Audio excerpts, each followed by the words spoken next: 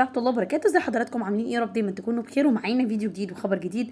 بس يا ريت قبل ما نبدا خبرنا متنساش نعمل لايك، نشترك في القناه، وقبل ده كله نصلي على سيدنا محمد. اللهم صل على سيدنا محمد. خبرنا النهارده بيتكلم عن الجميله سمارة يحيى وسفرها من الجزائر واستعراضها للباس التقليدي الجزائري وخطفها الانظار، وجميله جدا وبتتكلم ويعني حتى على طريقه الترند.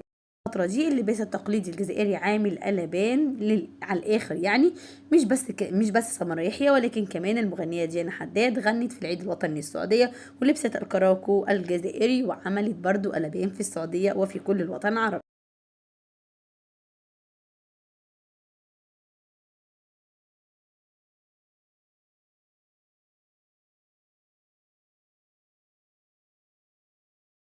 أنا علشان حرص أبناء الجزائر على إن هما يعني يروجوا للتراث واللباس التقليدي بتاعهم ترويج مية مية. بحبكم من كل قلبي واشوفكم على خير يا رب في فيديو جديد وخبر جديد، وبتمنى لكم كل التوفيق والسعادة من كل قلبي يا رب العالمين، والسلام عليكم ورحمة الله.